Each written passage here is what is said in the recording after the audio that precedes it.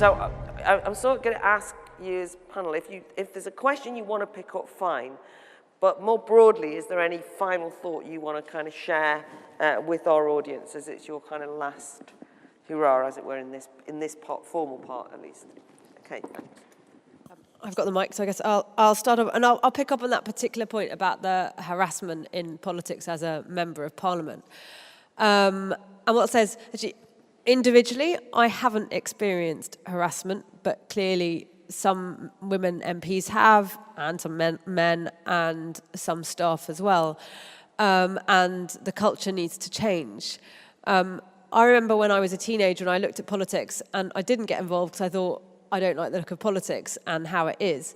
What I then realised when I was a bit older, and what I believe in now, is if you don't like the way something is, well, get involved and change it.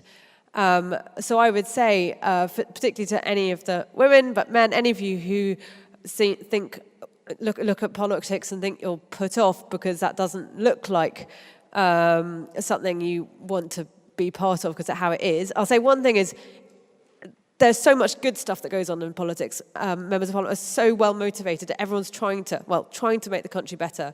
That doesn't hit the headlines so much. And the other thing is, to the extent that you don't like what you see, well, get involved because you can change it.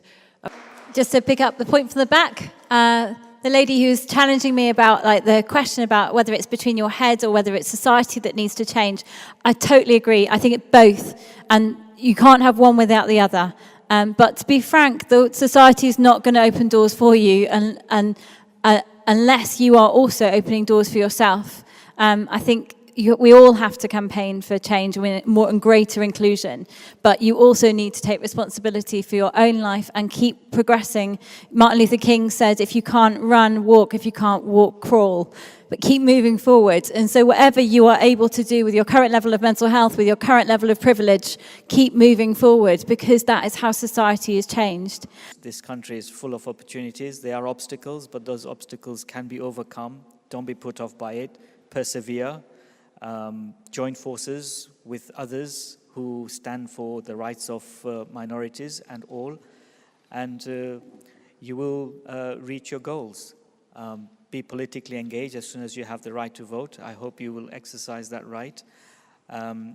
Stand up against prejudice, learn about others, try to dispel myths and the fear that we have of the unknown by getting to know each other better, and carry the flag of equality wherever you go, and let us not be all those things that we wish others not to be.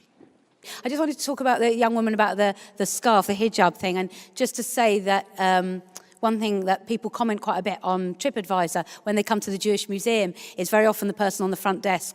We have two women who work there who wear scarves and a Muslim. And one thing they say is they feel very safe when they come into the Jewish Museum, that sometimes they get really hassled. I mean, I'm totally aware of the abuse that a lot of Muslim women get who are overtly Muslim, who are wearing scarves. And one thing that's nice is how safe they feel at the Jewish Museum. So one thing I would really like you to do, because I wouldn't be doing my job if I wasn't, is I say come to the Jewish Museum. We've got a fantastic exhibition at the moment about designers with really great design, which is really fun, and you would genuinely like it. And the only other thing I'd say, as well as being passionate, I'd say be questioning and have a sense of humour.